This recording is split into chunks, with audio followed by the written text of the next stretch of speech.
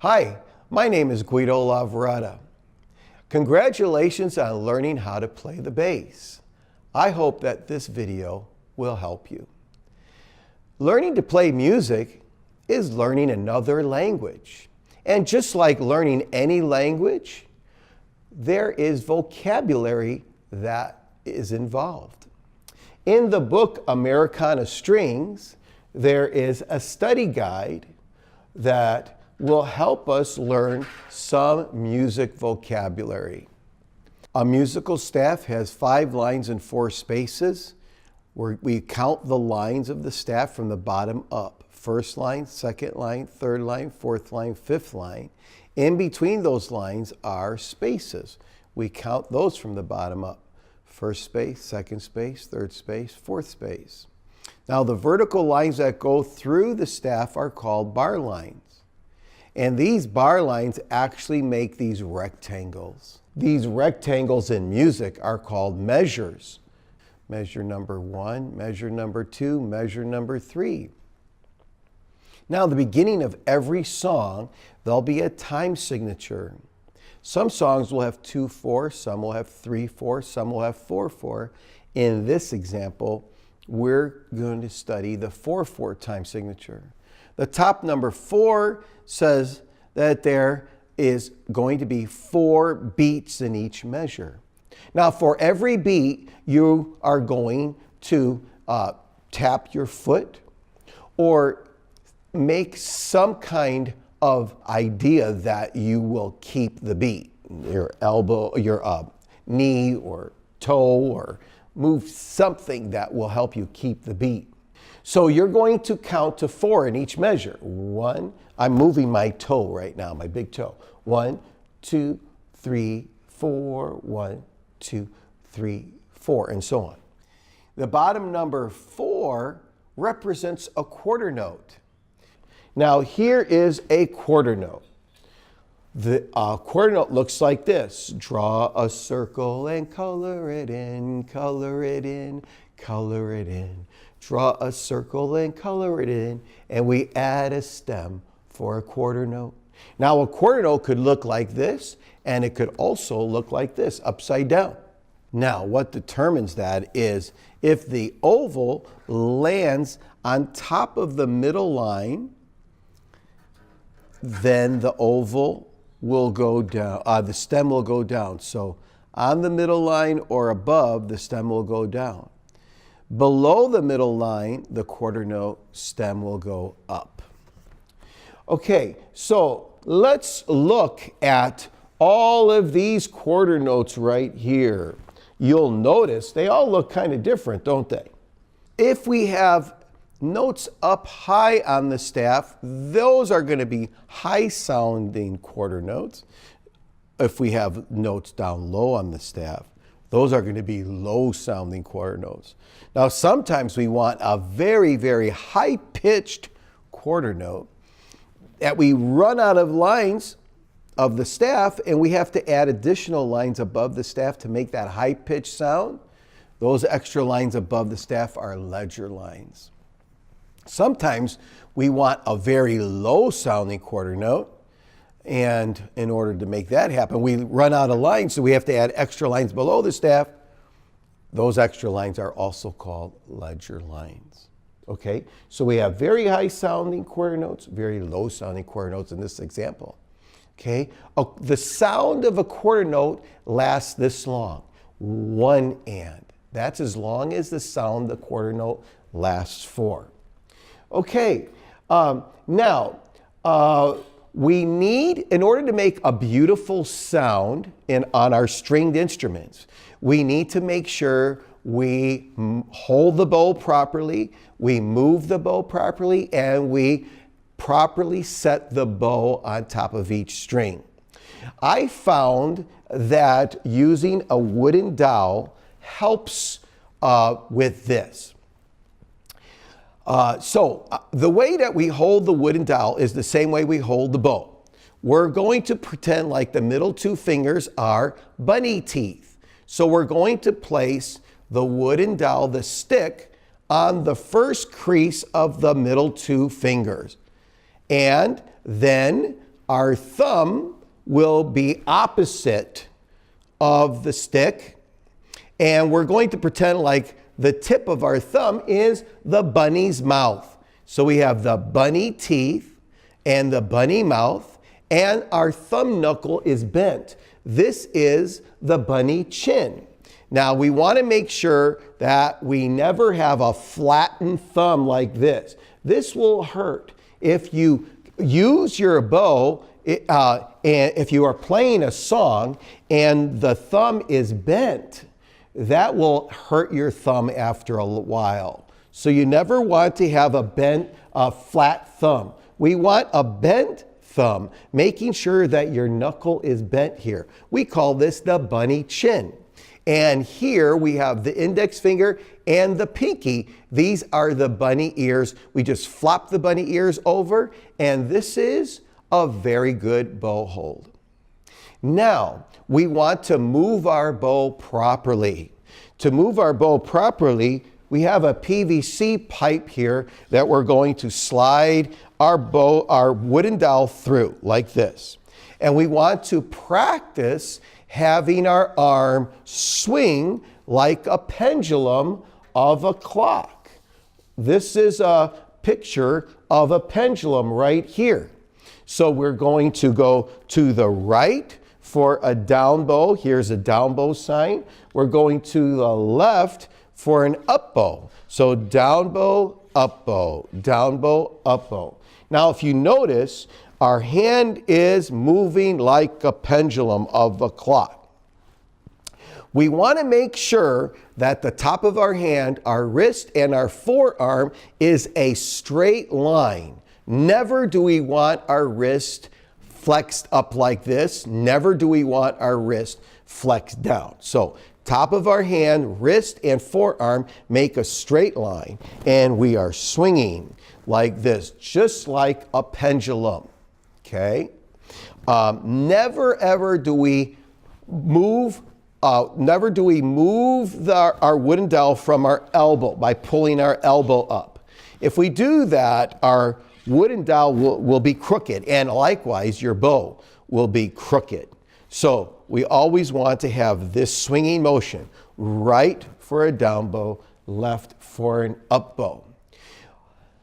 So a repetition and review will make learning permanent.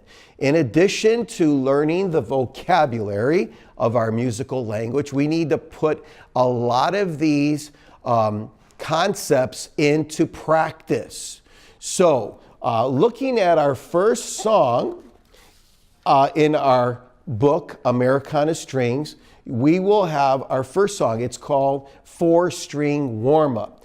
With this song, the 4-String Warm-Up, we're going to learn the letters of your strings that we're going to play. We're going to see that there's different angles that are required for your, in order to play each string. You'll see these upside down dashes. These upside down dashes means that you're going to stop your bow. You're not going to move your bow. You're going to stop your bow, and your toe will just keep a steady beat. So then when your eyes have to move from left to right, left to right, left to right. Each line requires your eyes to move from left to right. Then you're going to play, and I would like for you to say the bow directions, and then go back and say the letter names. When you come to here, you'll see two eyes. Looking at these two eyes, these eyes are repeat signs. So when you come to the end here, you go back and you'll do the same thing over again. Now you notice, you're not going to start the song off right away. These empty measures right here is background accompaniment, music that is playing. So you could play along with the accompaniment if you'd like. But you'll notice that even right here, the first measure, it says viola and cello play here. So the bass will not play till after the viola and cello play. They're going to do like a little solo. Well, anyway, I would like for you to practice these 3 steps for each song in in our book, Americana String? Well, for the first 3 songs, okay? So this is the first one. I want us to practice moving our wooden dowels. Say the bow directions. Down, up, down, up, down, up, down, up. When you come to a rest, you go 1, 2, 3, 4, moving your toe, okay, tapping your toe. All right, apply the same steps for the next song. The next song is called Face Off. This song is a partner song. So you'll choose a partner, your partner will play, and then you will play. So your partner will go down, up, and then you'll do the same thing. When you get to measure 5, your partner will go down, up, rest, rest. See, this is a quarter rest. This squiggly symbol, that's a new symbol. It's a quarter rest. So you're going to, you stop your bow. You don't play on a quarter rest. So you're going to go down, up, rest, rest, down, up, rest, rest. Then you go back and do the same thing, saying the letter names. G, G, G, G, U, G, G, echo. All right, so, and then do that for the song. Repetition, review will make learning permanent and will help you remember these musical concepts. Okay, our last song is Leaping Bows. So this one you'll play on your own. So you're going to do the bow directions. G, down, up, down, up, down, rest, up, rest, down, up, down, up, down, rest, up, rest. Measure 5, down, rest, up, down, up, rest. Okay, then say the letter names. A, rest. D, D, D, rest. G, G, G, G, G, rest, G, rest. Now here at the bottom, there are like a answer key. Write the letter of the notes that you just learned, and then you could identify that musical symbol right there. So making sure that you review those reading skills for the first 3 songs of Americana Strings. You do it with the wooden dowels first, and then we'll go back and we'll practice those same songs with your real bow. Let's get our real bow ready. This is our real bass bow. You'll notice that there is a bend, a little smile. There's a smile in your stick. The horsehair is pretty close to the stick. All right, this is called the stick. Now I want you to know, I would like for you to review one of my other videos called String Instrument Care. In that video, I explain all the parts of the bow, and I explain all the parts of your instrument. I explain how to care for your bow and how to care for your instrument. So please review the YouTube video, String Instrument Care. Now, the first thing you need to do when you get your bow is, this is an adjusting screw. So make sure that the adjusting screw is facing you, and you're going to righty-tighty. Now, while you righty-tighty, the horsehair is stretching away from the stick, and we keep tightening our bow until there is about a pointer distance from the stick and the horsehair. Make sure that there is still a slight smile on your stick so that you don't over tighten, okay? Now, this is horsehair, and you don't want to rub your hand over the horsehair at all. Be careful that you don't, your little brother, your little sister does not rub their hand over the horsehair, because your hand has oils, and if the oils get on the horsehair, the rosin will not stick to the horsehair, and you'll have your bow will slip while you're playing. So the rosin makes the bow sticky and grips the string. Okay, there's a couple different rosins that bass players like. dark rosin, okay, and you just rub it back and forth, make big long strokes, rub it back and forth. This is brand new rosin. You don't want to rub this with your hand because oils from your hand will get on that as well, so don't. Another popular rosin for base is Pops rosin. It's very sticky, and sometimes when you push the bottom, it makes a popping sound. I think that's where it got its name. But anyway, for the Pops rosin, you want to be very careful with this one because if you go back and forth with the Pops rosin, you'll shred you'll shred all your horsehair, and you don't want to do that. So basically what you want to do with the Pops rosin is you go in one direction going down, just short, like just going in one direction. You don't go back and forth. Just go short strokes, one direction, okay? And then you could go up in one direction, going up, up, up, up, or down, down, down, down, but never down, up. You could go down or up, but never down, up. So now you put your Pops rosin back in its case. Make sure it's flat, because if you have it leaning to one side, the rosin will actually go to that side. It almost becomes liquid. Don't keep it in your car. Okay. All right, so now that is our bow, and I'm going to set my bow down, and I'm going to show you how to hold your instrument.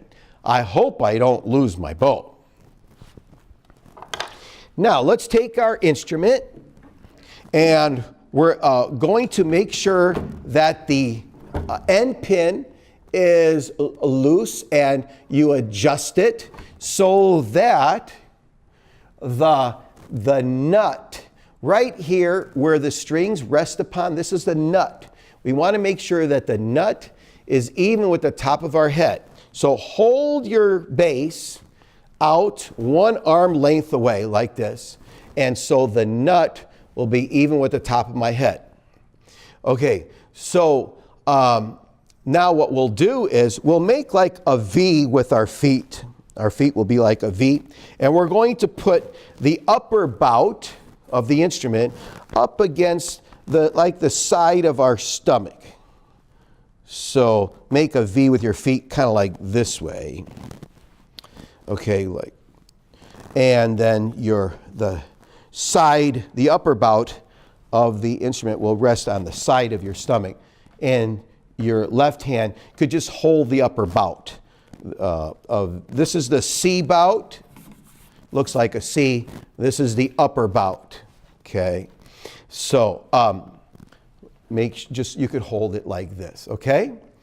Now, when you're in this position, you need to make sure that right below the C bout, this edge rests on the inside of the knee cap of your left leg. Okay.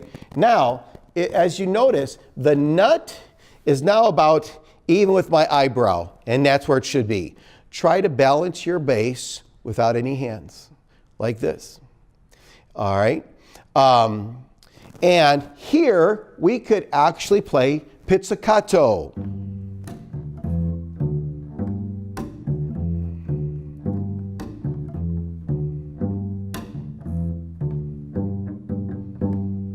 Or we could play with our bow. But wait a minute. Does anybody know where my bow is? I think I lost my bow. Doggy, doggy, where's your bow? Somebody found it in your home. Doggy, doggy, where's your bow? Somebody found it in your home. Here is your bow. Thank you for finding my bow. Now I could use my bow with playing. Remember, we learned to hold our bow with our bunny teeth? Well, now we can learn how to hold our bow with our doggy paw. Just flop your doggy paw over make sure that your thumb is bent. Ring finger over the silver ring. And that's a good way, another way to hold your bow. So review again with me. Doggy paw over the bow, bent thumb, ring finger over the silver ring. Thank you for finding my bow. I'm so glad I found my bow.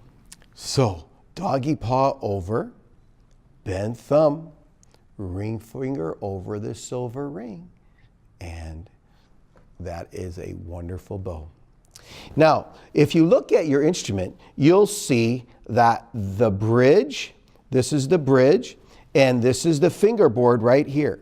We want to move our bow like a pendulum in between the bridge and the fingerboard. I like to call this the middle of bow street right here. Okay, now you're going to see how every string requires a certain angle of your bow. We call them bow levels. Now, when you move your bow on the E string, you'll notice down bow is pretty much down. Up bow is pretty much up. And this is how our down bow looks like.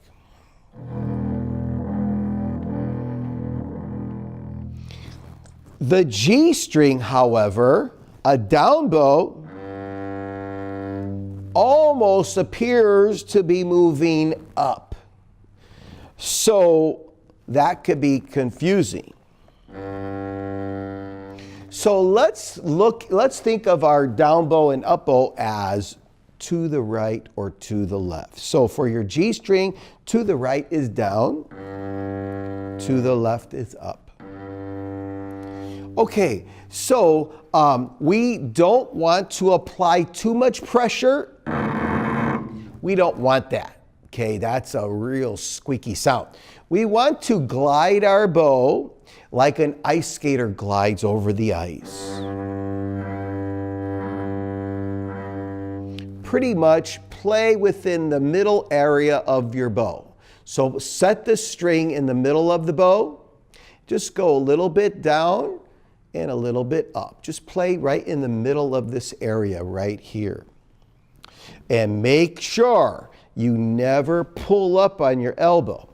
We always want to make sure we keep our bow straight in the middle of bow street. If you pull up on your elbow, you're going to have a crooked bow. Now, remember the first 3 songs in Americana string book? We did it with the wooden dowel. We said the bow directions. Then we said the letters of the notes. And we kept a beat with our big toe.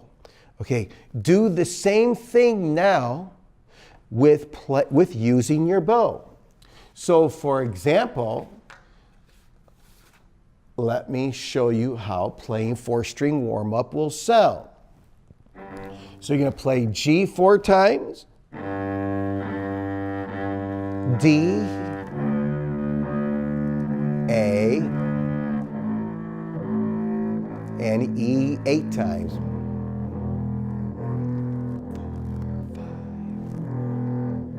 Then A, then D, then G. 1, 2. Rest, then repeat. You're going to rest for 8 counts before you actually play the G again. Well, so far, you have learned, your music vocabulary has really grown. You've learned about whole rests, quarter notes, repeat signs, keeping a steady beat, measures, bar lines, and ensemble playing where you're going to be resting while others are playing. You've learned a lot about the musical language, and now that you've learned so much, and as you become more proficient at learning the musical language, your vocabulary will start growing. You'll be learning more about the musical language, and that will apply towards other instruments. So if you want to learn another instrument, it'll be a lot easier to do. Music will last a lifetime. It is a wonderful enjoyment, and it will last for years. If this video was helpful to you, please subscribe. And I really appreciate you taking the time to listen. Keep practicing. Remember, repetition and review will make learning permanent. Thank you.